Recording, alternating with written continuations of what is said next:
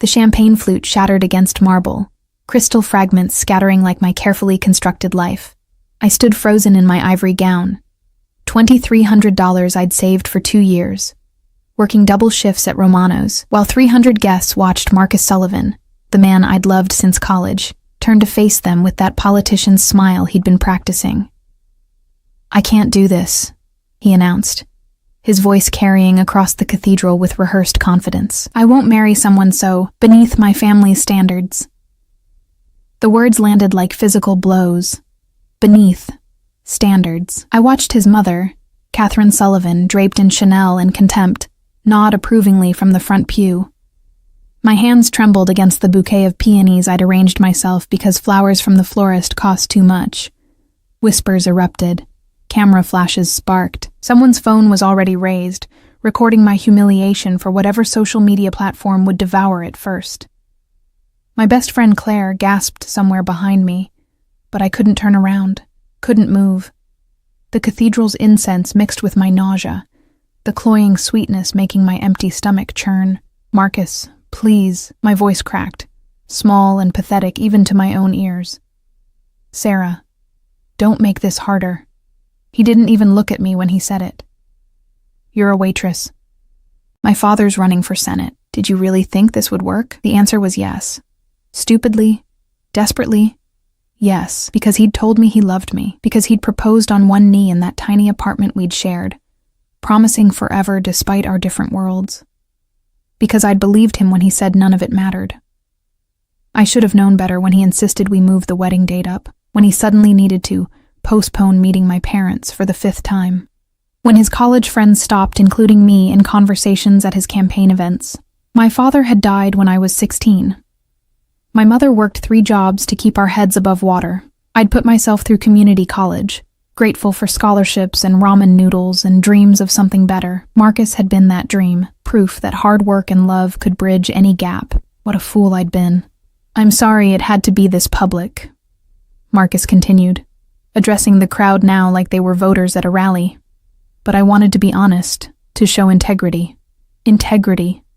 The word tasted like ash. He'd waited until I was standing at the altar, until every person we knew was watching, until there was no dignity left to preserve. This wasn't honesty. It was an execution. I dropped the bouquet. Peonies scattered across white marble. Pink petals crushed under my satin heels as I turned and ran. The cathedral doors were so heavy, my weak arms barely managing to push them open. Cold November air hit my bare shoulders, stealing what little breath I had left. The steps blurred. 27 of them. I'd counted during rehearsal, laughing about tradition and thresholds and carrying brides. Now they were just obstacles between me and escape. My dress caught on the 3rd step. I heard fabric tear, felt the heavy skirt drag, but I didn't stop. A black Mercedes idled at the curb, its engine a low purr that somehow cut through the chaos in my head. I barely registered it. The parking lot stretched before me, cars belonging to people who'd just witnessed my destruction. Where was I even running to? My apartment. Our apartment. Still had Marcus's things in it. My mother was inside the cathedral, probably crying, definitely humiliated by association. I had nowhere to go. "Miss." The voice was dark velvet, accented with something European. Italian, maybe. I spun around, nearly losing my balance in the ridiculous heels I'd practiced walking in for weeks. He stood 3 steps above me, backlit by cathedral light that turned him into a silhouette. Tall, broad-shouldered. Expensive suit that probably cost more than my car. For a moment, all I could process was the way he commanded space, how the air itself seemed to rearrange around him. I'm sorry, I didn't see you. I was apologizing. Of course I was apologizing, even now. Even after everything. You're bleeding. I looked down. My palm was cut, a thin line welling red where I'd caught myself on the cathedral door. I hadn't even felt it. Hadn't felt anything except the crushing weight of public humiliation. "It's nothing." I tried to move past him, but he shifted slightly, blocking my path without seeming to move at all. My heart hammered. Up close I could see his face. Sharp cheekbones, dark eyes that reflected cathedral light like black mirrors. a mouth curved in something that wasn't quite a smile. Young, maybe early 30s, but with the kind of presence that made age irrelevant. "Let me." He produced a handkerchief from his jacket. Actual monogrammed linen, crisp white with initials I couldn't quite read. Who carried handkerchiefs anymore? His hand reached for mine, and I should have pulled away. Should have run faster. But I was so tired of running, and his touch was surprisingly gentle as he wrapped the fabric around my palm. "Thank you." My voice wobbled. I need to breathe," he said simply. "You need to breathe." I realized I'd been holding my breath, my corset-tight bodice suddenly suffocating. I gasped, and the sound was too close to a sob. His eyes tracked the movement, cataloging my distress with an intensity that should have frightened me. "That man," he said, nodding toward the cathedral, "is a fool. You don't know him." The defense was automatic, pathetic. I know men like him. Something dangerous flickered across his expression. Rich boys who think the world is their playground, who break toys they never deserved to touch. The possessiveness in his tone made my skin prickle. I wasn't a toy. I wasn't anything to this stranger who appeared out of nowhere with his expensive suit and dangerous eyes, and a man stepped out of the Mercedes. Tall, built like a wall, wearing an earpiece. Security. My brain finally caught up with what I was seeing. The car. The guard. The way this stranger held himself like gravity bent around him instead of the other way around. "Who are you?" I whispered. "Someone who appreciates rare things when he sees them." His thumb brushed across my wrapped knuckles, the touch sending electricity up my arm. "And you, Sarah Mitchell, are very rare indeed." Ice flooded my veins. "How do you know my name?" "I know many things." He released my hand but didn't step back, keeping me in the orbit of his presence. "I know your mother is Maria Mitchell, who works at St. Catherine's Hospital. I know you graduated top of your class from community college. I know you've been saving for law school but spent it all on a wedding to a man who was never going to marry you." Horror and fury warred in my chest. "You're insane. Have you been following me?" "Observing." He said it like there was a difference. "Making sure you were worth the investment." "Investment?" The word came out shrill. "I'm not. This is crazy. Get away from me." I shoved past him, or tried to. He let me go, but I felt his gaze tracking me like a physical weight. My dress dragged across concrete, the train now filthy and torn. I made it 5 steps before his voice stopped me. "Your ex-fiancé owes me money, Sarah." I turned slowly. "What?" "Marcus Sullivan, or rather his father owes me, $2 million to be precise." His smile was sharp enough to cut. "Borrowed for the Senate campaign, due 3 weeks ago. They're avoiding my calls. This couldn't be real. This was shock, or a breakdown, or something. That has nothing to do with me. Doesn't it?" He descended the steps with predatory grace, each movement deliberate. "You were about to become family, complicit in their debts, their schemes." "I didn't know about any debts. I believe you." He stopped inches away, close enough that I could smell his cologne, cedar and smoke and something darker. "Which is why I'm offering you a choice." My laugh was hysterical. "A choice? What choice?" "Marry me instead." The world tilted. I actually stumbled, and his hand shot out, steadying me with a grip that was firm but not painful. The security guard moved closer, his hand inside his jacket. More people were emerging from the cathedral now. I could hear Claire calling my name. "You're insane," I repeated, but it came out weaker this time, perhaps. His dark eyes held mine, and I couldn't look away. "But I'm also the only person here offering you power instead of pity, revenge instead of regret, a new life instead of the ruins of your old one. I don't even know you. Dante Moretti." He said it like a confession or a threat. "And you have 10 seconds to decide before your friend reaches us and this opportunity disappears forever." 10. My mind raced. This was crazy. Impossible. 9. But Marcus had just destroyed me in front of everyone I knew. 8. My mother would lose her home when she couldn't afford rent without my help. 7. I had $300 in my bank account and nowhere to go. 6. This stranger, Dante, knew things about me, had been watching. That should terrify me. 5. It did terrify me. 4. But so did everything else. 3. Claire's voice was closer. Sarah, wait. 2. Dante's hand extended, palm up, waiting. 1. I put my hand in his. His fingers closed around mine like a trap snapping shut, and his smile was triumph and possession, and something that made my stomach drop. The security guard opened the Mercedes door. Dante guided me inside with a hand on my lower back, proprietary and claiming. Wait! Claire had reached us, breathless and furious. Sarah, what are you... Who is this? Her future, Dante answered before I could speak. He slid in beside me, the door closing with an expensive thunk that sealed us in leather and luxury. Drive, Marco. Sarah. Claire's palm slapped against the window as we pulled away from the curb. I watched her face. Shock, confusion, fear. Grow smaller in the side mirror. Watched the cathedral disappear. Watched my entire life recede into the distance. What had I just done?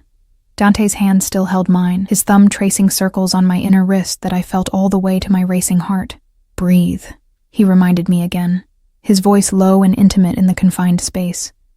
You're safe now. But I wasn't safe. I could feel it in the way he looked at me, like I was something he'd won, claimed, captured, in the way Marco drove without needing directions, like this had been planned, in the way my wedding dress pooled around me in this stranger's car, white silk stained with shame and recklessness. I'd escaped one nightmare and walked straight into another. Dante leaned back against leather seats, still holding my hand, still watching me with those dark, endless eyes. Welcome to your new life, Sarah, he murmured. I promise it will be far more interesting than the one you left behind.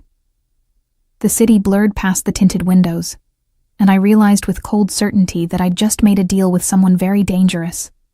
I just didn't know how dangerous yet.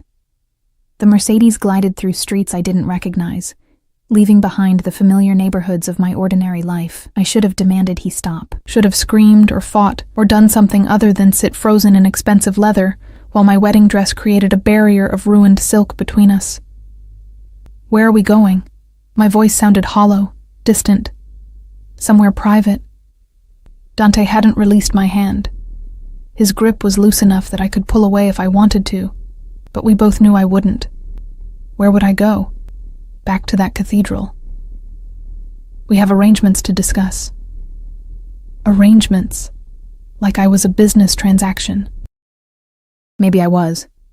I don't understand any of this. I finally managed to extract my hand, pressing myself against the door. The handkerchief around my palm had a small bloom of red seeping through. You can't seriously expect me to... What? Actually marry you? This is insane. Is it? He shifted, angling his body toward me but maintaining distance. Calculated. Everything about him was calculated. More insane than marrying a man who humiliated you for sport? Who used you to seem relatable to working-class voters before discarding you when you'd served your purpose? The words hit like hammers. How do you know that? I told you. I observe. His dark eyes tracked my face, cataloging every micro-expression. Marcus Sullivan's father needed him married before announcing his Senate run. A wholesome romance with a hard-working girl from a modest background. Perfect campaign material, but the polls shifted. His strategist decided a single eligible son played better with certain demographics, so you became expendable. My stomach churned. You're lying. Am I? He pulled out a phone. Sleek, black, nothing like the iPhone everyone carried. I can show you the emails between Gregory Sullivan and his campaign manager, the timeline they created, the exact date they planned your dismissal. I didn't want to see them, couldn't bear to have my worst fears confirmed.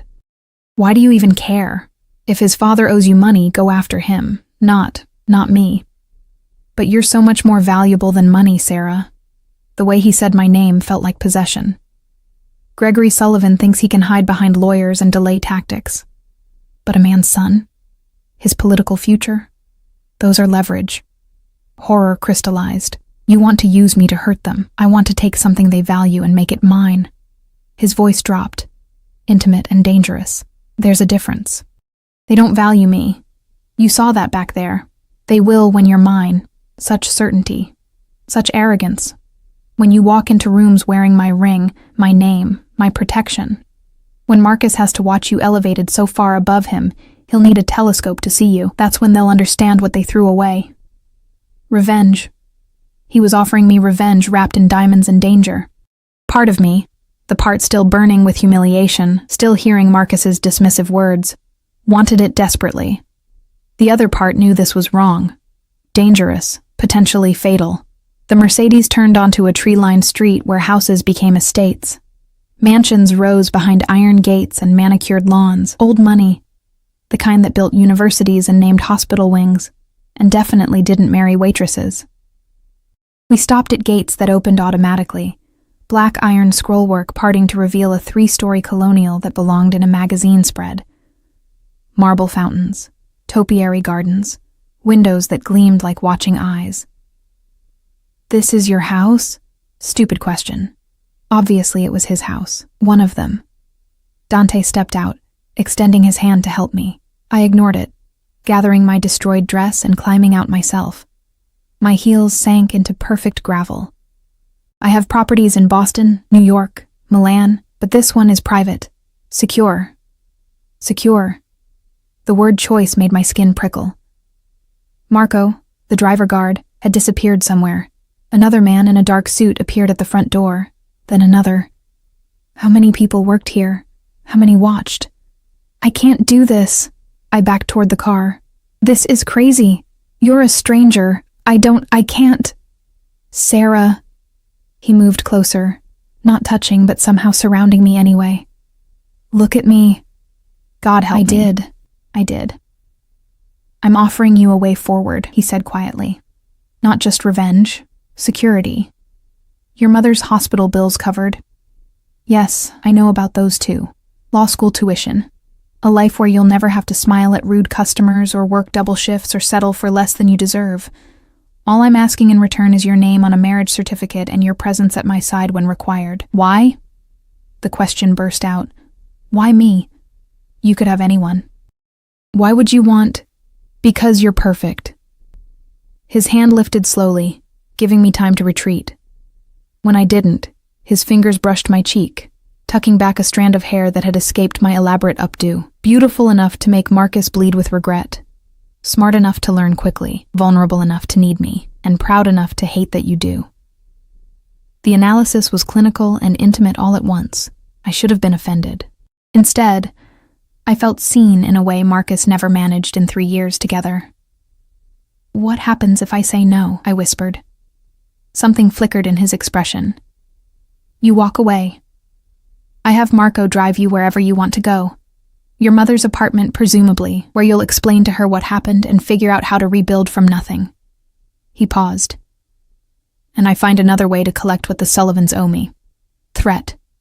Definite threat beneath the pleasant words. And if I say yes, then we go inside. You clean up, change clothes, and we discuss terms like civilized people." His thumb traced my jaw, the touch light but electric. No pressure, no rush, just conversation. Every instinct screamed that this was dangerous. But those same instincts had told me Marcus loved me, that everything would work out, that good things happened to good people. My instincts were clearly garbage. "Just conversation," I repeated. "You have my word." The word of a man who admitted to stalking me, who knew intimate details of my life, who commanded security guards and multiple properties, and God knew what else. But what choice did I have? Pride wouldn't pay rent. Dignity wouldn't cover my mother's insulin costs. I nodded. Dante's smile was victory and hunger wrapped together. His hand moved to my lower back, guiding me up marble steps. The front door opened before we reached it. Another guard, this one with gray in his hair and scars on his knuckles. "Welcome home, sir." His eyes barely flickered to me. "Everything is prepared. Thank you, Vincent." Dante led me through a foyer that could have swallowed my entire apartment. Marble floors, crystal chandelier, a staircase that curved like something from a movie. "This is Sarah. She'll be staying with us. See that the east wing is prepared. She'll need clothes, toiletries, anything she requires. Staying. Present tense. Like it was already decided. Vincent nodded once and disappeared. How many people worked here? How many followed Dante's orders without question? This way. Dante's hand remained on my back, proprietary and warm through the thin fabric of my dress. He guided me through hallways lined with art that looked expensive and old. We ended up in a study. Dark wood, leather furniture, floor-to-ceiling bookshelves, and a desk that probably cost more than my car. He poured amber liquid from a crystal decanter. Whiskey, you need it. I don't drink whiskey. You do now. He pressed the glass into my hand, then poured his own. To new beginnings. I didn't toast, just took a sip and nearly choked on the burn. Dante's mouth curved in amusement. Sit. He gestured to a leather chair. Please. I perched on the edge, my dress cascading around me in ruined waves. The bodice dug into my ribs, the train pooled on expensive carpet. I felt ridiculous and small and completely out of my depth. Dante sat across from me, perfectly at ease in his domain. Let's discuss terms. Terms, I echoed numbly. The marriage will be real in every legal sense. Ceremony, certificate, binding contract. You'll take my name, live in my house, appear at my side when required. He sipped his whiskey, watching me over the rim. In exchange, all your debts are cleared. Your mother's medical expenses covered indefinitely, a monthly allowance, shall we say 50,000, and law school tuition when you're ready. 50,000, monthly. I made that in a year of double shifts and degrading tips. What about... I couldn't believe I was asking. Physical expectations? None. His answer was immediate. I won't touch you unless you ask me to. This is a business arrangement, not a romance. Relief and strange disappointment warred in my chest. For how long? 2 years minimum. After that, we can renegotiate. Divorce if you want, with a settlement that ensures you never have to depend on anyone again. 2 years. I could survive 2 years of anything, couldn't I? People endured worse for less. And what do you get out of this? I demanded. Besides revenge on people who owe you money? A wife. He said it simply. In my world, family means everything. A man without a wife, without the stability of marriage, is viewed as incomplete, unreliable. There are business opportunities that require respectability. So, I'm a prop. You're a partner. His eyes held mine. I take care of what's mine, Sarah. And if you agree to this, you'll be mine in every way that matters. The possessiveness should have repulsed me. Instead, it sparked something dangerous in my chest. Marcus had been ashamed of me. Dante wanted to claim me. I need time to think. Of course. He stood, extending his hand. Vincent will show you to your room. Fresh clothes are being prepared. Take a shower, rest, eat something. We'll talk more at dinner. I let him pull me up, his hand engulfing mine. And if I decide no, then Marco drives you home tomorrow morning. No strings, no consequences. He raised my hand to his lips, pressing a kiss to my wrapped knuckles that felt like sealing a bargain. But you won't say no, Sarah. How do you know? Because you're already imagining Marcus's face when he sees you again. His smile was wicked and knowing. When you walk into his father's campaign fundraiser on my arm, wearing diamonds and confidence. When he realizes exactly what he lost. He was right. God help me. He was right. Vincent appeared in the doorway, silent as a ghost. Dante released my hand slowly, deliberately. Until dinner, then. I followed Vincent through more hallways, up that sweeping staircase, past closed doors and watching portraits. The east wing was its own apartment, bedroom, bathroom, sitting room, all decorated in cream and gold and understated luxury. Clothes are in the closet, miss, Vincent said. Dinner is at 7. Someone will fetch you. Then I was alone. I stood in the center of a bedroom bigger than my entire apartment, still wearing my destroyed wedding dress, and started laughing. The sound was unhinged, bordering on hysterical. What was I doing? What was I actually considering? My phone buzzed in the hidden pocket I'd sewn into my dress. 17 missed calls from Claire. 8 from my mother. 3 from unknown numbers. and one text from Marcus. We need to talk about the apartment, not sorry. Not an explanation. Just logistics about our shared lease and his stuff, and the mundane details of untangling a life together. I threw the phone across the room, then I unzipped my dress, the one I'd saved for, dreamed in, believed represented my future. It fell in a puddle of ivory silk and shattered dreams. I stepped out of it, leaving it there like a shed skin. The bathroom was marble and mirrors. I caught my reflection, makeup smeared, hair falling from its pins, the cuts on my palm still seeping blood through Dante's monogrammed handkerchief. I looked like a disaster, a victim. I looked like someone who needed saving. The shower had 6 different settings and water pressure that felt like heaven. I stood under scalding heat until my skin turned pink, washing away makeup and hairspray and the lingering smell of cathedral incense. When I finally emerged, wrapped in a towel softer than anything I'd ever owned, the closet had been filled. Dresses, jeans, sweaters, all in my size, all expensive, all perfectly coordinated. Someone had been very thorough in their observations. I should have been terrified by that level of surveillance. Instead, I felt something darker, something that whispered, "If he's been watching this long, he must really want you." God, I was broken. Marcus had broken something fundamental in me if I found stalking flattering. I chose jeans and a cashmere sweater that probably cost more than my monthly rent. They fit perfectly. Of course they did. 7 o'clock arrived too quickly. A knock at my door revealed another guard. Younger, built like he crushed cars for fun. "Miss Mitchell, dinner is ready." I followed him down, back through the mansion to a dining room that could have seated 20. Dante sat at the head of a table set for 2. Still in his suit, but with his jacket removed, sleeves rolled to reveal forearms corded with muscle and... Were those scars? Sarah. He stood as I entered, perfect manners from a dangerous man. "You look beautiful." "I look like I'm wearing someone else's clothes." "You're wearing your clothes. Everything in that closet is yours now." He pulled out a chair. "Hungry?" I was starving. Hadn't eaten since yesterday, too nervous about fitting into my dress. The irony wasn't lost on me. Dinner was Italian. Pasta with truffle oil, salad with balsamic older than me, bread that melted on the tongue. We ate in tense silence, Dante watching me like I might disappear if he looked away. "Have you decided?" he asked finally. I set down my fork, met those dark, dangerous eyes. Thought about Marcus's text, about my mother's insulin costs, about law school dreams gathering dust, about revenge and safety and the intoxicating idea of being wanted instead of tolerated. "I have conditions," I heard myself say. Dante's smile was pure satisfaction. "Name them." "My mother never knows the truth.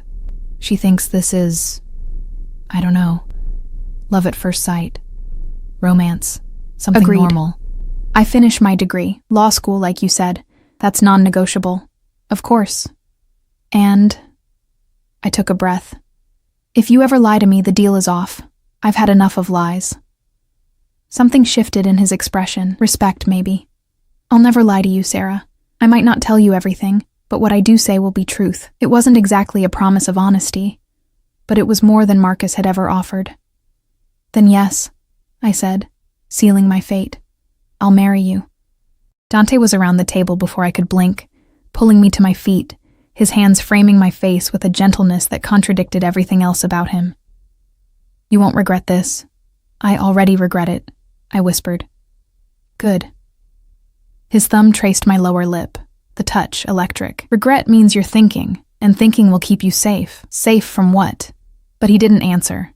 Just pressed a kiss to my forehead, chaste, claiming, and stepped back. "We marry in 3 days," he said. "That gives you time to prepare, to say goodbye to your old life properly." 3 days. 72 hours until I became Mrs. Dante Moretti. What had I done? The next morning arrived with weak sunlight filtering through curtains I hadn't closed, and a knock that jolted me awake in sheets I didn't recognize. For one blissful second, I forgot everything. Then reality crashed back, the cathedral, Marcus's betrayal, Dante's dark eyes and dangerous proposal, my acceptance. "Miss Mitchell?" A woman's voice, accented and polite. "May I come in?" I pulled the covers to my chin like they could protect me from my choices. "Yes?" She entered carrying a tray, coffee, pastries, fruit arranged like art. Mid-50s, elegant in a simple black dress, silver hair pulled into a neat bun. "Good morning. I'm Elena, Mr. Moretti's housekeeper. He asked me to bring you breakfast and help you prepare for the day." "Prepare for what?" I sat up, accepting the coffee because I desperately needed something to ground me. The attorney arrives at 10 to discuss the prenuptial agreement, then the wedding planner at noon. "Mr. Moretti thought you might want company for the appointments, so I'm at your disposal." She said it matter-of-factly, like this was normal. Like women agreed to marry strangers and planned weddings in 3 days all the time. Prenuptial agreement, of course. I was marrying a man who had multiple properties and enough money to lend millions. He'd want protection.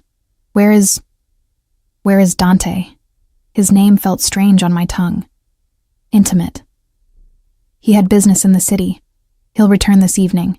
Elena moved through the room with practiced efficiency, opening curtains, laying out clothes I hadn't chosen. He left instructions that you're free to explore the house and grounds, but please don't leave the property without Marco. Prison. Gilded and beautiful, but still a cage. What if I want to see my mother? The question came out sharper than intended. Elena's expression softened. "Then Marco will drive you.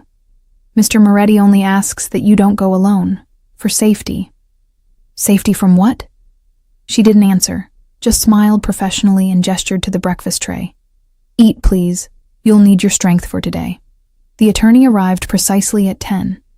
A woman in her 60s with sharp eyes and sharper suits. Margaret Chen, senior partner at some law firm I'd never heard of, but that probably charged more per hour than I made in a week. We sat in Dante's study, documents spread across that enormous desk. Elena had stayed, a quiet presence in the corner that somehow made everything less terrifying. "This is very straightforward, Miss Mitchell," Margaret said, sliding papers toward me. "In the event of divorce, you receive a settlement based on length of marriage. 1 year minimum nets you $2 million. Each additional year adds another $1 million. After 5 years, the settlement jumps to $10 million regardless." I stared at numbers that didn't feel real. That's insane." "That's generous," Margaret corrected. "Mr. Moretti wants you comfortable, secure." She flipped to another page. "Additionally, all debts in your name or your mother's name are assumed by Mr. Moretti immediately upon marriage. You'll receive a monthly allowance of $50,000, plus unlimited access to household accounts for personal expenses." $50,000. He hadn't been exaggerating. "What does he get?" I asked. "What am I giving him besides my name?" Margaret's eyebrow lifted slightly.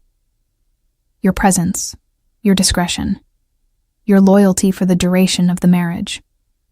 You agree not to discuss Mr. Moretti's business dealings with anyone outside this household. You agree to accompany him to social and business functions as required. You agree to maintain the appearance of a committed, loving marriage in public." Appearance. Everything with Dante was about appearance. "And if I break these terms, the agreement is void. You leave with nothing." Margaret's tone was neutral, but her eyes held warning. "Mr. Moretti values loyalty above all else, Miss Mitchell. He rewards it handsomely and punishes its absence severely." The threat was clear, even unspoken. I thought about the guards, the security, the way Dante commanded obedience with a glance. What happened to people who betrayed him?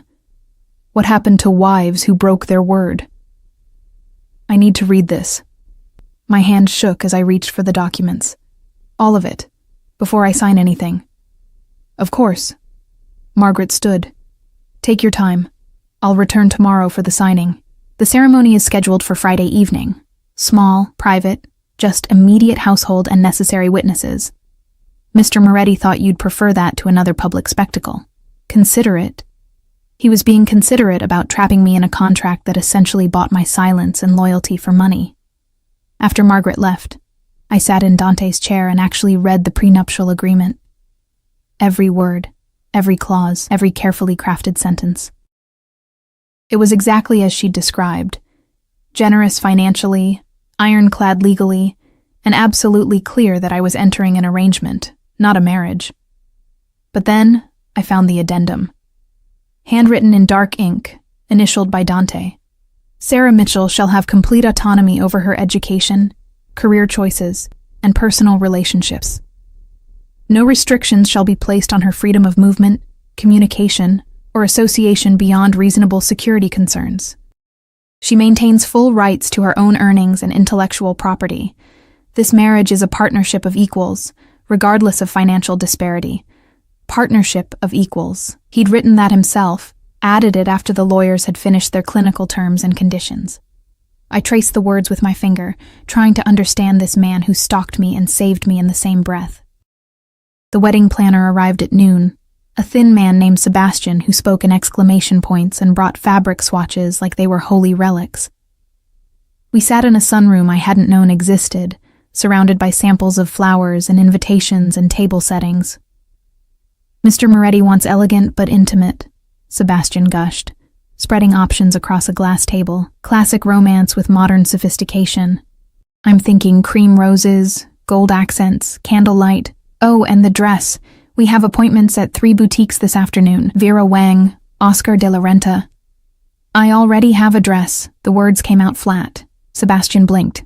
I'm sorry? From yesterday. My wedding dress. It's upstairs. Elena, who'd been silently present through all of this, shook her head gently. Miss Sarah, that dress is damaged, and it carries bad memories. You should start fresh. Start fresh. Erase yesterday's humiliation with new silk and lace. Pretend the cathedral disaster never happened. I can't afford. Mr. Moretti's account, Sebastian interrupted smoothly. Budget is unlimited. He wants you to have exactly what you want, what I wanted. Did anyone actually care what I wanted? Or just what would look best on Dante's arm? Fine. I was too tired to fight, but nothing too elaborate. Simple. Classic. Sebastian's smile suggested he heard simple as a challenge rather than instruction. The boutique appointments blurred together, fitting rooms and mirrors and saleswomen who fawned over Mr. Moretti's fiancé like I was royalty.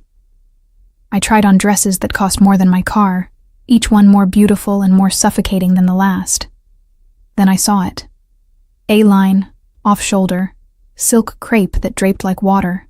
No beading, no embellishments, just clean lines and elegant simplicity. The kind of dress that whispered instead of shouted. That one, I said. Sebastian frowned. It's lovely, but perhaps something with more. That one. I met his eyes in the mirror. Please. He recognized the steel beneath my exhaustion. As you wish. We'll need alterations, of course, but we can have it ready by Friday. Friday. 3 days away. 3 days until I married a man whose last name I'd learned yesterday. We returned to the mansion as sunset painted the sky orange and purple. Elena had dinner waiting. More Italian food, this time osso buco that melted off the bone. I ate alone in that cavernous dining room, my phone silent beside my plate. I'd finally checked my messages earlier. 43 from Claire, ranging from worried to furious. 21 from my mother, all some variation of what happened. Marcus had sent 3 more texts about the apartment. Still not apologizing, still treating our relationship's destruction like a minor inconvenience. I'd responded to none of them. What could I say? Sorry, Mom. I'm marrying a possibly dangerous stranger for revenge and money? Hey, Claire, remember how I ran away from the cathedral? Yeah, that worked out weird. At 7, I heard the front door open. Voices in the foyer. Dante's low rumble, Vincent's clipped responses. My heart rate picked up traitorously. I shouldn't be excited to see him. Shouldn't feel anything except fear and resentment. But when he appeared in the dining room doorway, still in his suit, dark hair slightly mussed, I felt something complicated unfurl in my chest. Sarah. His eyes tracked over me, cataloging, assessing. How was your day? Exhausting. I set down my fork. I signed my life away to lawyers and wedding planners. You haven't signed anything yet. He moved closer, loosening his tie. Margaret said you wanted to read everything first. Smart. You added an addendum about autonomy. He paused. You read that far? I read all of it. I turned in my chair to face him. Partnership of equals. You wrote that. I meant it. He pulled out the chair beside me, not across the table, but right next to me, close enough that I could smell cedar and smoke. This arrangement works only if you have agency. If you choose to stay, not because you're trapped, but because it benefits you. Very altruistic for someone who admitted to stalking me. His mouth curved. I never claimed altruism, I claimed honesty. He reached over, snagging a piece of bread from my plate. Did you find a dress? Yes. Will you show me? Absolutely not. That's bad luck. We're already courting bad luck, Kara. I don't think a glimpse of fabric will make it worse. Kara. The endearment rolled off his tongue, like he'd been using it for years, not hours. Tell me about your business, I said abruptly. The legal parts. Dante leaned back, studying me. Real estate development, import-export. Investments. I have holdings across 3 continents. And the illegal parts? Silence stretched between us, charged and dangerous. Finally he smiled, sharp, appreciative. What makes you think there are illegal parts? Men who lend $2 million to politicians don't usually have guards with guns and handwritten addendums about discretion. I met his gaze steadily. You told me you wouldn't lie, so don't. Something flickered in his expression. Respect, desire, danger. My family has complicated business interests, he said carefully. Some legitimate, some in gray areas. I manage the legitimate side while my uncle handles the rest. But it's all connected. You can't separate the two completely. Your family. I mean exactly what you're thinking. His hand covered mine on the table, warm and possessive. And I mean that you'll never be touched by that side of things. You'll be protected, insulated. A wife, not a participant. Mafia. He was telling me he was Mafia without saying the word, and I'd agreed to marry him. Sarah. His thumb stroked across my knuckles. You can still walk away. Tomorrow morning, Marco drives you wherever you want. No consequences, no debts. I'll even clear your mother's hospital bills as a gift. Why would you do that? Because I want you to choose this. His dark eyes held mine. I want you to stand beside me on Friday, knowing exactly what you're agreeing to, knowing who I am, what I am. A criminal. A businessman who operates outside conventional morality. He said it without shame, but a man who keeps his word absolutely, who protects what's his with everything he has, who would burn down the world before letting harm touch his wife. Wife. The word hung between us, heavy with implication. Marcus never protected me, I whispered. He threw me to the wolves. I'm not Marcus. Dante's hand tightened on mine, and those wolves answered to me. The possessiveness should have frightened me.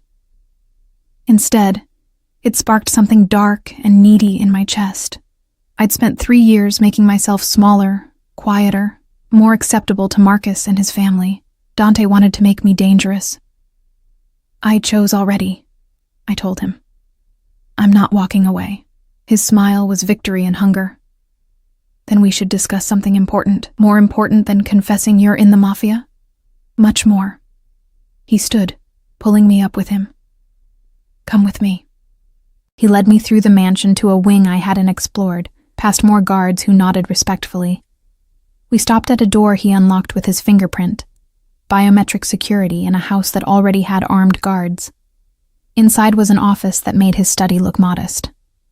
Wall-to-wall technology, multiple monitors, filing cabinets that probably required special clearance, and on the desk, a folder with my name on it. What is this? My voice came out smaller than intended. Everything. Dante opened it, revealing photographs, documents, records. Marcus Sullivan, Gregory Sullivan, Catherine Sullivan, their debts, their schemes, their secrets. I stared at pictures of Marcus with women who weren't me, dated weeks before our wedding, Gregory accepting money from questionable sources, Catherine's shopping addiction, and the creditors circling. The Sullivans are drowning, Dante said quietly. Gregory's campaign is funded by borrowed money and favors he can't repay. Marcus was supposed to marry for money. There's a senator's daughter in Connecticut who could have saved them, but he met you and convinced himself he could have both love and duty. Until his father made him choose. Until the polls showed a single son had better demographics. Dante's hand settled on my lower back. They used you, Sarah. Wasted 2 years of your life on a lie. Rage bubbled up, hot and acidic. Why are you showing me this? Because on Friday you become a Moretti. And Morettis don't forgive debts or insults. His eyes met mine in the reflection of the dark monitors. I'm offering you more than marriage, Kara. I'm offering you revenge. How? His smile was wicked. Gregory's campaign fundraiser is in 2 weeks. 500 guests, all of Boston's elite. He's expecting you to be there in disgrace. Proof that he was right to force Marcus to end things. He turned me to face him. Instead, you'll walk in as my wife, wearing my diamonds, carrying my name, and we'll watch his entire political career crumble. How will that? Because I'll call in his debts publicly, expose his funding sources, ruin him the way he tried to ruin you. Dante's hands framed my face, gentle despite the violence in his words. All you have to do is stand beside me and look happy. Can you do that? Could I? Could I walk into a room full of people who'd witnessed my humiliation and pretend to be blissfully in love with a man I barely knew? I thought about Marcus's face when he dismissed me. Catherine's satisfied smirk, the camera phones capturing my tears for viral entertainment. Yes, I breathed. I can do that. Good girl. Dante's thumb traced my lower lip, the touch electric. We'll destroy them together. The promise should have horrified me. Instead, I felt alive for the first time since Marcus had shattered my world. Dante was dangerous, criminal, possessive to the point of obsession, but he was offering me power instead of pity, revenge instead of sympathy. And God help me, I wanted it. Friday arrived wrapped in autumn fog and the suffocating weight of finality. I woke at dawn, unable to sleep, my wedding dress hanging like a ghost in the corner of my room, the second wedding dress in a week. The universe had a cruel sense of humor. Elena knocked softly at 6, entering with coffee and something that looked like determination. Your mother called the house line. She's concerned. Concerned. Understatement of the century. I'd finally called her 2 days ago, spinning a story about meeting Dante at a charity event months ago, about secret dates and hidden romance, about love at first sight that couldn't wait. She'd been skeptical, hurt that I'd kept secrets, but ultimately relieved I wasn't drowning in the aftermath of Marcus's betrayal alone. I hadn't told her the truth, couldn't. The lie tasted like ash, but it was kinder than reality. Is she coming? I asked. Mr. Moretti sent a car for her at 8. She'll arrive by 9. Elena set down the coffee, her expression softer than usual. He also asked me to give you this, a small box, black velvet, unmistakably expensive. Inside, a ring that stole my breath, emerald-cut diamond, at least 3 carats, surrounded by smaller stones that caught morning light and threw rainbows across the walls. The band was platinum, delicate, beautiful. The note beneath it was in Dante's handwriting. You deserve beauty that doesn't come with shame. My throat tightened. This was wrong. All of this was wrong. The dress, the ring, the marriage built on revenge and contracts instead of love. But Marcus had proven love was just another lie people told themselves. At least with Dante, I knew exactly where I stood. At least he'd never pretended to be something he wasn't. The morning blurred into preparation. Hair styled in soft waves instead of the elaborate updo I'd planned with Marcus. Makeup natural, understated. I looked like myself, just polished. The dress fit perfectly after alterations. Silk crepe skimming my body like water. Off-shoulder sleeves elegant and simple. I looked beautiful. I looked like a bride. I looked like a liar. My mother arrived precisely at 9, escorted by Marco into the sunroom where I waited. She froze in the doorway, one hand flying to her mouth. Sarah. Tears filled her eyes. Oh, baby, you're beautiful. I crossed to her, letting her pull me into a hug that smelled like lavender and home. Hi, Mom. I still can't believe this is happening. She pulled back, studying my face like she could find the truth beneath the foundation. You're really sure? You barely know this man. I know enough. The lie came easier now, practiced. He's good to me. He makes me feel safe, powerful, wanted. He makes me feel like I matter. You've always mattered. Her hand cupped my cheek. Marcus was a fool. I'm glad you found someone who sees that. Guilt twisted in my stomach. She thought this was romance, rescue, fate. She had no idea I'd sold myself for security and revenge. Mrs. Mitchell. Dante's voice from the doorway made us both turn. He'd appeared silently, dressed in a black suit that probably cost more than our rent, looking like sin wrapped in Italian wool. Thank you for coming. My mother straightened, evaluating him with maternal suspicion. Mr. Moretti, you're moving very fast with my daughter. When you know, you know. His eyes found mine across the room, dark and unreadable. I hope you'll forgive the urgency. I've waited long enough for something real. The words were perfect, romantic, exactly what a mother wanted to hear. And coming from Dante, they sounded almost sincere. Well, Mom's suspicion softened slightly. You certainly seem capable of taking care of her. I'll protect her with my life. This time the words carried weight beyond performance. A promise or a threat, I couldn't tell which. The ceremony was scheduled for 11 in the mansion's garden, a space I'd barely seen, now transformed with cream roses and gold ribbons, and enough candlelight to make everything feel like a dream. Or a very expensive hallucination. 20 people attended. Elena, Vincent, Marco, other household staff whose names I'd learned over 3 days. Margaret Chen as witness. A priest who didn't ask questions. And my mother, sitting in the front row, crying quietly into tissues. No one from my old life. No Claire, no co-workers, no friends who'd watched Marcus destroy me. This wedding was sealed off from that world entirely, like it existed in a separate dimension. Maybe it did. I stood in a small room off the garden, staring at my reflection while Elena fussed with my veil. Simple tool. Nothing like the cathedral-length monstrosity I'd worn before. Through the window, I could see guests taking their seats. Could see Dante standing at the altar, talking quietly with the priest. You can still run, I told my reflection. Out the back, through the gardens, down the driveway, Mr. Moretti would find you. Elena's voice was matter of fact. He always finds what belongs to him. I don't belong to anyone. She met my eyes in the mirror, something almost pitying in her expression. You will after today. Music started. String quartet. Pachelbel's canon, traditional and safe. Elena handed me a bouquet of cream roses and stepped back. It's time, Miss Sarah. I walked through French doors into autumn sunlight, my heels clicking on stone pathways. Every eye turned to me, but I only saw one pair, dark, intense, tracking my approach like a predator watching prey. Dante stood perfectly still as I moved toward him, his expression unreadable, except for something hungry flickering in his gaze. When I reached the altar, he extended his hand. I took it, feeling his fingers close around mine like a trap snapping shut.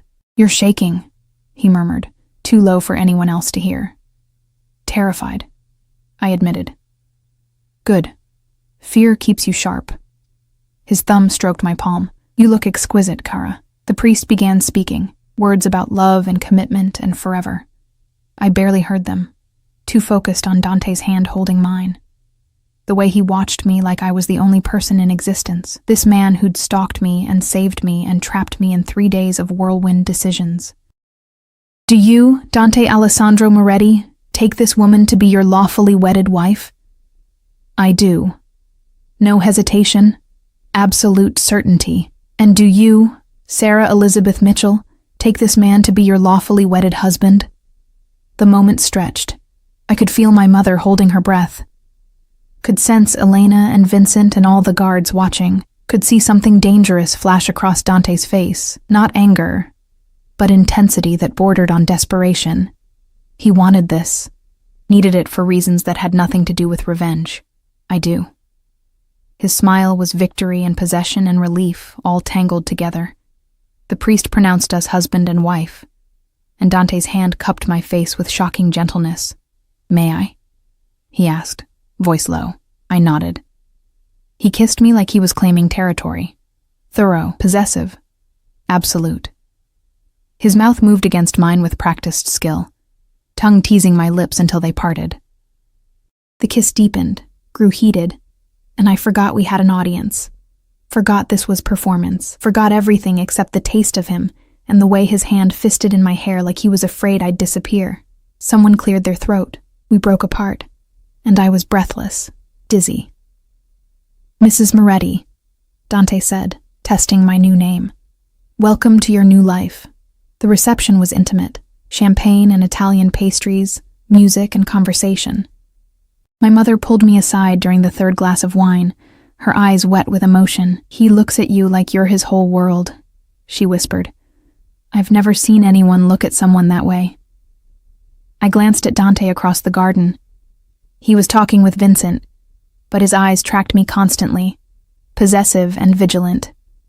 He's intense. Intense is better than indifferent. She squeezed my hand. "Marcus never looked at you like that, like he'd burn the world down if someone hurt you." Accurate. Disturbingly accurate. The party wound down by 3. My mother left with promises to visit soon. Still crying happy tears. The staff dispersed, and suddenly it was just Dante and me, standing in a garden full of dying roses and melting candles. "Well," I said into the silence, "we did it. We did." He moved closer, jacket abandoned somewhere, sleeves rolled up to reveal those scarred forearms. "How do you feel?" "Like I just signed away my soul." Souls are overrated. His hand found my waist, pulling me closer. "I prefer tangible things. Your name on legal documents, your ring on your finger, your body in my house. You said no physical expectations.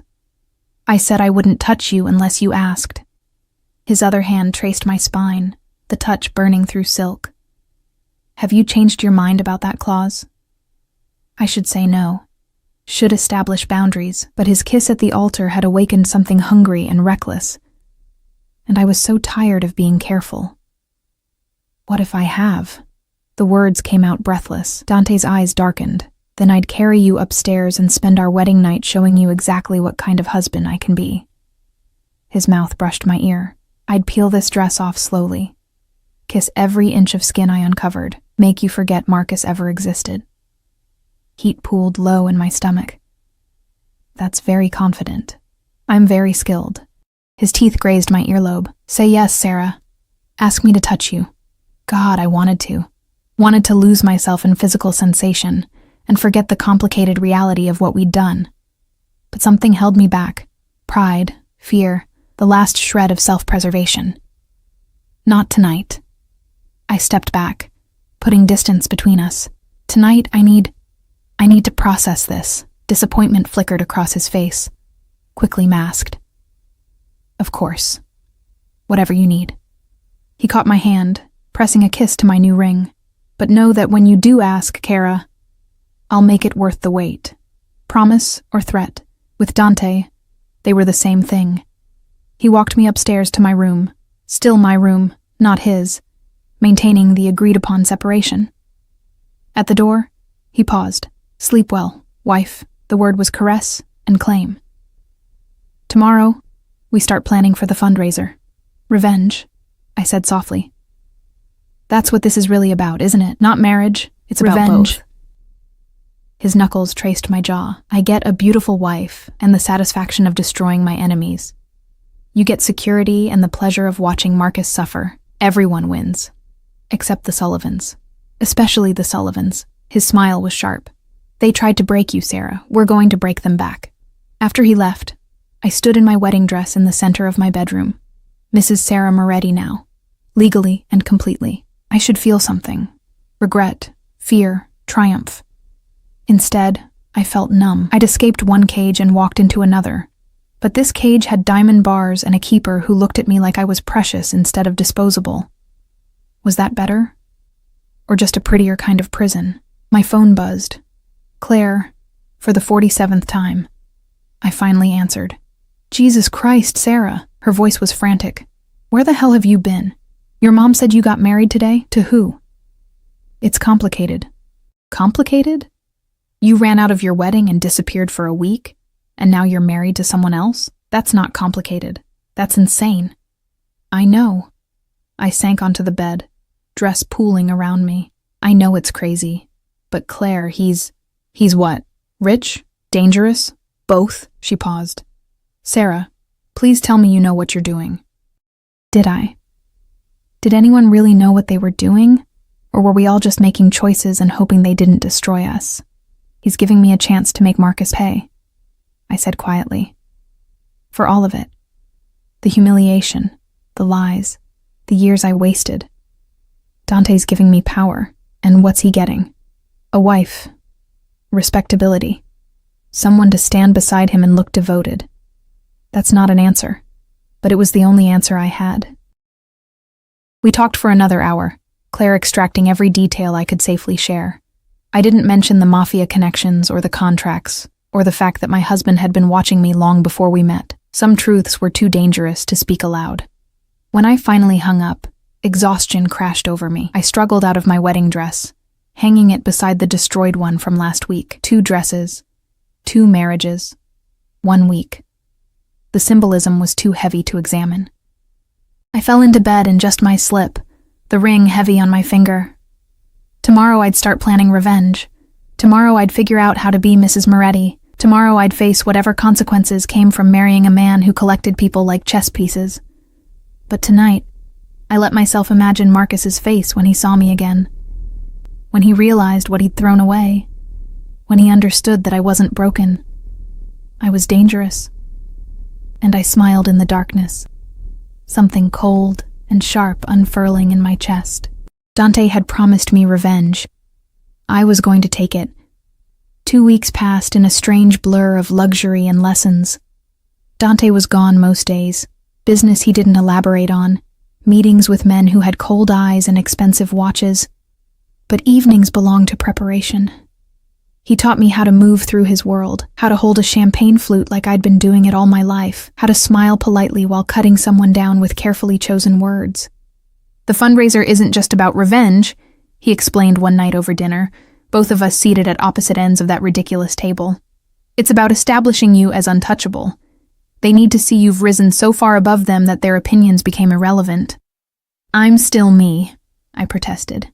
A waitress playing dress-up.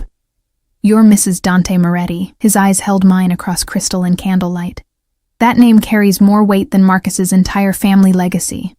Own it. So I practiced. Practiced walking in heels that cost more than my old monthly salary. Practiced small talk with Elena, who'd spent decades navigating wealthy circles. Practiced holding my head high when everything in me wanted to shrink and hide.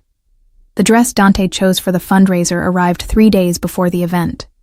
Midnight blue silk that hugged every curve before flowing to the floor, a neckline that dipped dangerously low, a slit that showed leg with every step.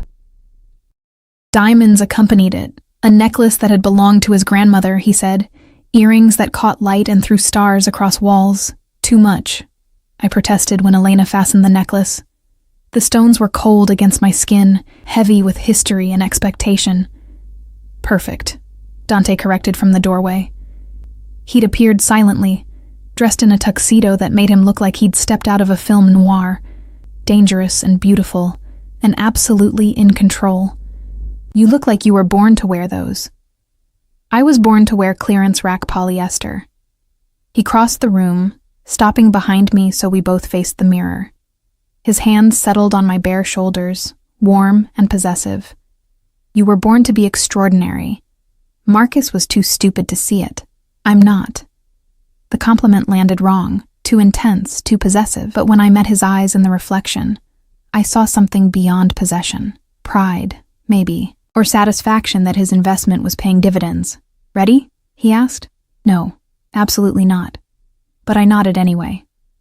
The fundraiser was held at the Fairmont Copley Plaza, all crystal chandeliers and marble columns and old money pretension. We arrived fashionably late, Dante's hand firm on my lower back as Marco opened the car door. Cameras flashed immediately.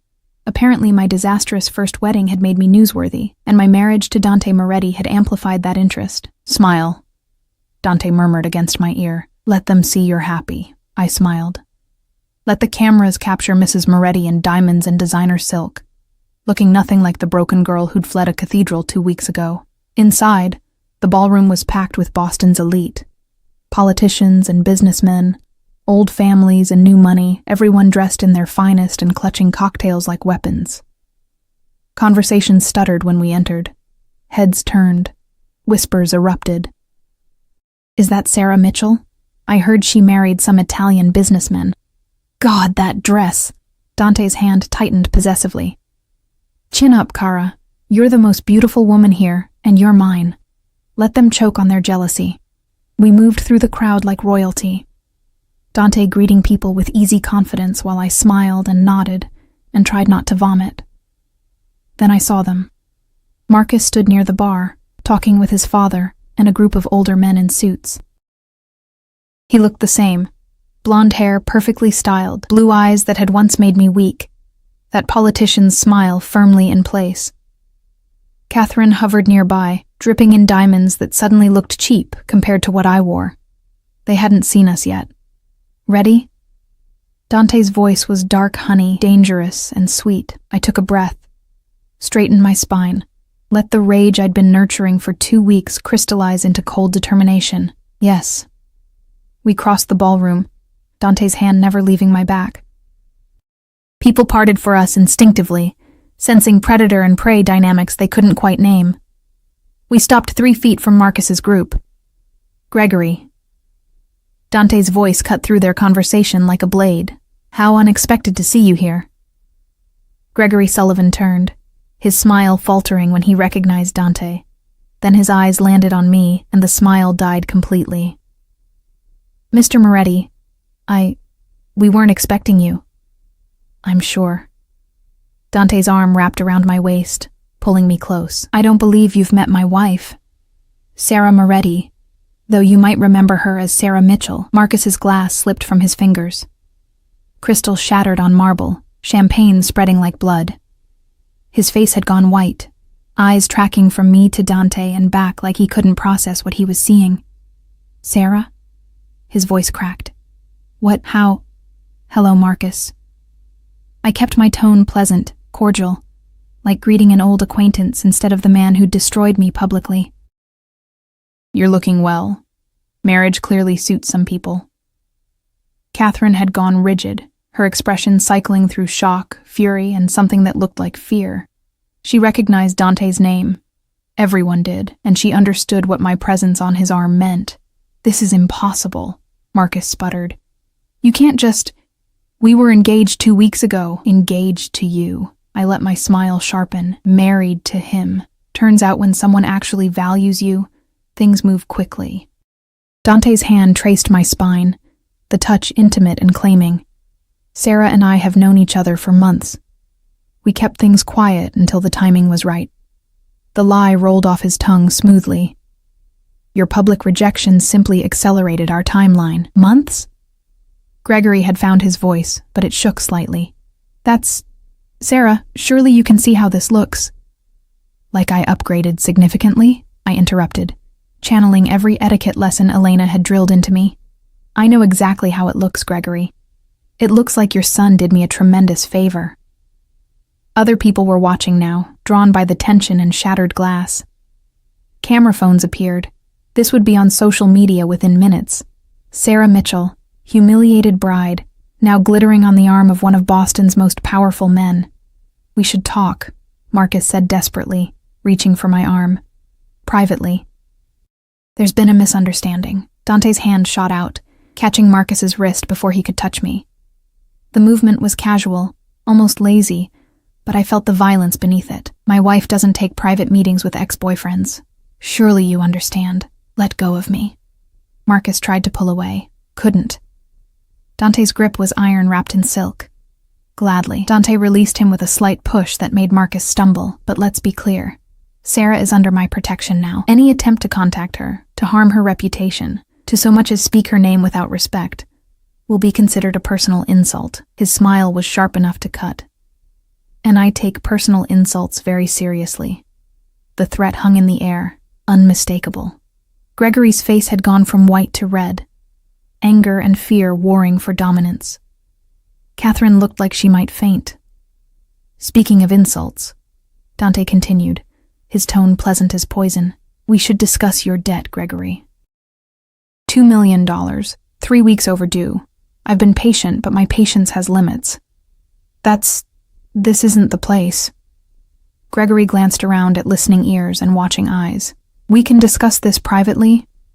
Why? Dante's voice carried. ensuring everyone nearby heard. You made your son's personal life public. Seems only fair your financial troubles receive the same treatment. You bastard, Marcus hissed. This is about her, isn't it? You're doing this because I left her. I'm doing this because you're a spoiled child who thinks actions don't have consequences. Dante's hand tightened on my waist.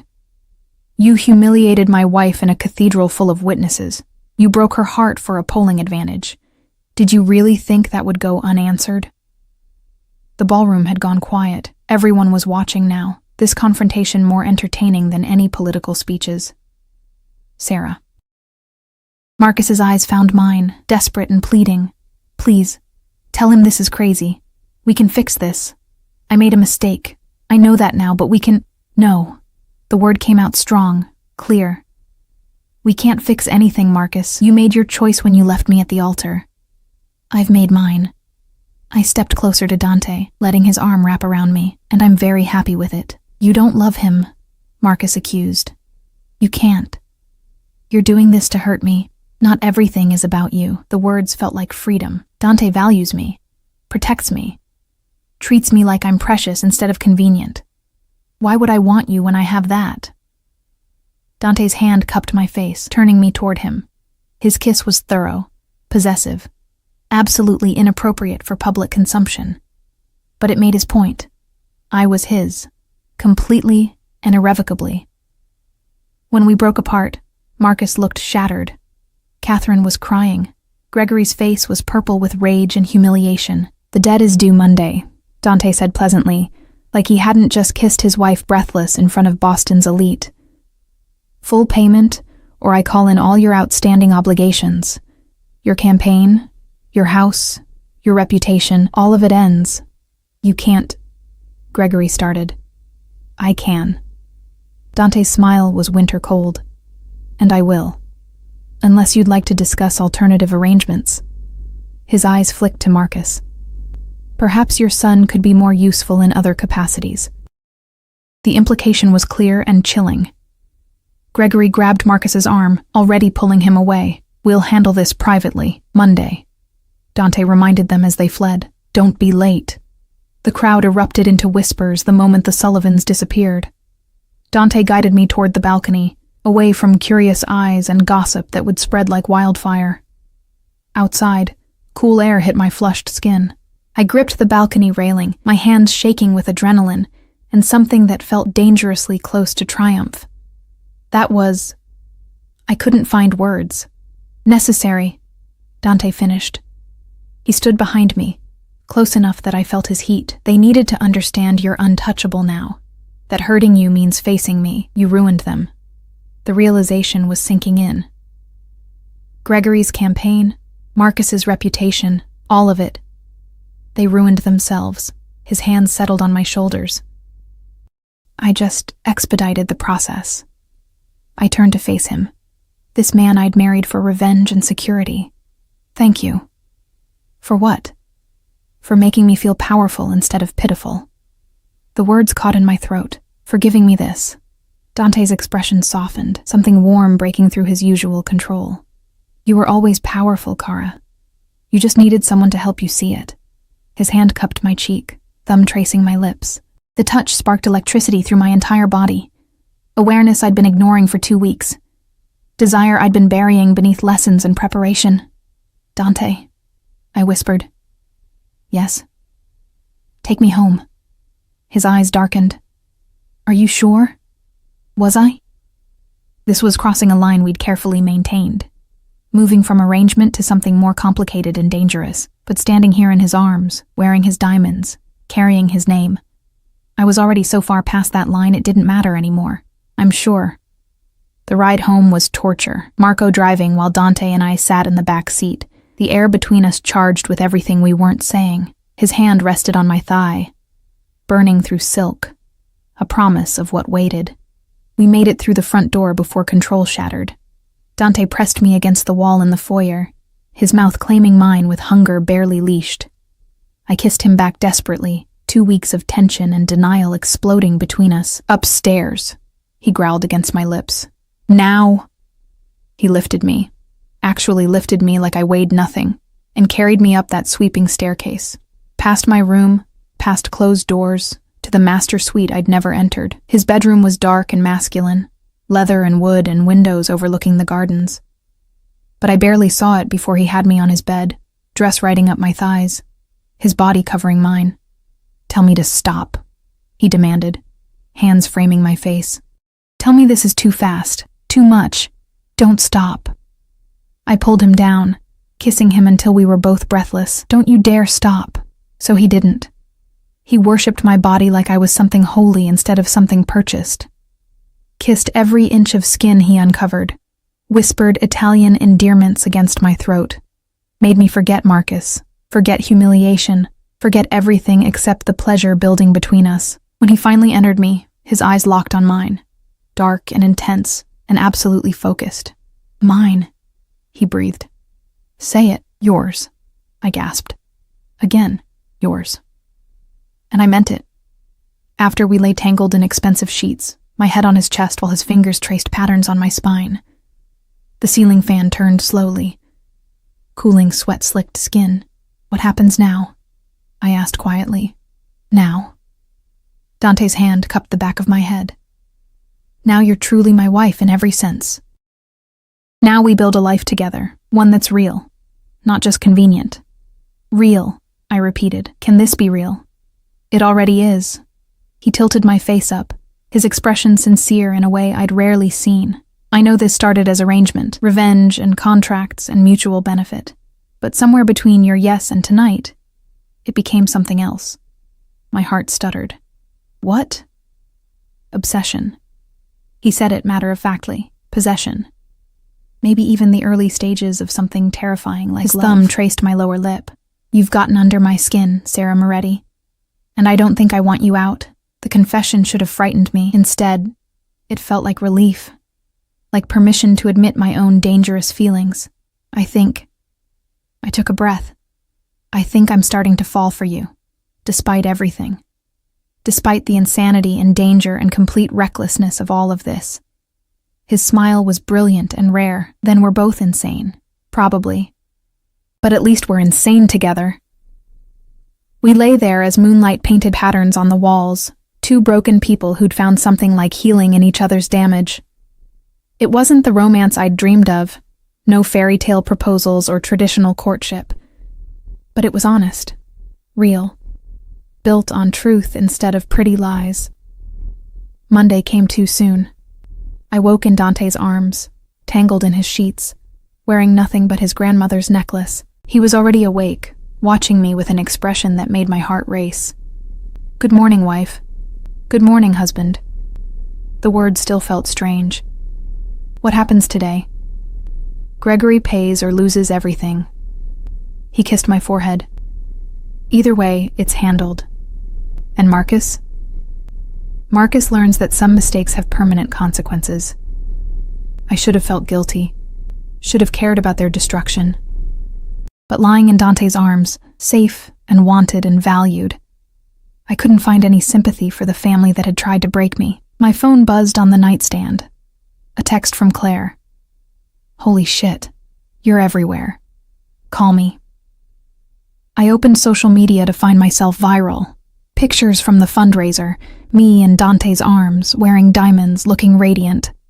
Marcus's stricken face, the Sullivans' hasty exit. Headlines screamed about revenge weddings and Cinderella stories and the girl who traded up spectacularly. "You're famous," Dante observed, reading over my shoulder. "Infamous," I corrected. "Same thing in our world." He took the phone, setting it aside. "Ignore it. Let them talk. We know the truth. The truth. That I'd married a dangerous man for revenge and security. That somewhere along the way, revenge had become less important than the way he looked at me. That security had transformed into something that felt dangerously close to love. "What truth is that?" I asked. Dante's hand cupped my face, his eyes holding mine with absolute certainty. "That you're mine, and I'm yours. That we chose this together. That whatever we started as, we're becoming something real." He kissed me softly. "That I'll protect you, cherish you, and destroy anyone who tries to hurt you for the rest of our lives." Very romantic for a mafia boss. I contain multitudes. His smile was wicked. You'll spend years discovering them. Years. The word no longer terrified me. Instead, it sounded like a promise. We spent the day in bed, ignoring calls and messages, losing ourselves in each other, building intimacy from revenge and convenience, and surprising amounts of genuine affection. Dante told me about his family, his childhood in Italy, the uncle who'd raised him in this dangerous world. I told him about my father's death, my mother's sacrifices, my dreams of law school I'd abandoned for Marcus. "You'll go," Dante said firmly. "This fall. Harvard if you want. I'll make it happen." Just like that. "I told you. I take care of what's mine." His hand traced my spine. "And you, cara mia, are precious to me. Your dreams matter." No one had ever said that before. No one had ever made my ambitions feel important instead of inconvenient. That evening, Vincent knocked on the bedroom door with news. The Sullivan payment arrived. Full amount, plus interest. Dante smiled against my shoulder. "And the campaign?" "Suspended indefinitely. Gregory's withdrawing, citing family matters. Perfect." Dante's satisfaction was tangible. "Thank you, Vincent." After he left, I turned to look at my husband. "It's over then. They paid. The revenge is complete." "Is it?" Dante's eyes held mine. "Do you feel avenged?" I considered it. Marcus was ruined professionally and personally. His father's political career was dead. Their family reputation was shattered. Everything they'd valued had been stripped away.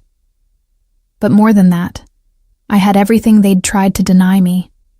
Education, security, a partner who valued me. I'd won in ways that went beyond their destruction. "Yes," I said finally. "I do." "Good." He pulled me closer. "Then we can focus on building instead of destroying, on our future instead of their past. Our future." 6 months ago, my future had been Marcus and modest dreams, and making myself smaller to fit his world. Now it stretched before me, vast and uncertain and thrilling. Law school and Dante's protection, and a life where I didn't have to shrink anymore. "I love you," I said suddenly. The word surprised us both. Dante's expression transformed, vulnerability breaking through his usual control. "Already? Is it too soon?" "No." He kissed me thoroughly, deeply. "It's perfect timing, because I've been falling since I saw you on those cathedral steps, looking broken and beautiful and furious." "That's when you decided?" "That's when I knew you were mine." His hand tangled in my hair, possessive and tender. "I would have waited years if necessary. But you gave me weeks, gave me yourself, gave me forever. Forever is a long time, not long enough." His smile was everything, danger and devotion and dark promises. "Not nearly long enough with you." We kissed as moonlight filled the room, two damaged people who'd found unexpected healing and calculated revenge. Our story wasn't traditional or safe or anything resembling normal, but it was ours, built on honesty and hunger, and the understanding that sometimes the best futures grow from the ashes of destroyed pasts. Marcus had tried to break me. Instead, he'd freed me to become something stronger. Mrs. Sarah Moretti, wife, law student. Woman who'd traded humiliation for power and found love in the ruins. I wouldn't change a single moment, not even the pain, especially not the pain, because it had led me here, to Dante's arms, to my own strength, to a future that finally felt like mine. And that, I thought as my husband kissed me senseless, was the sweetest revenge of all.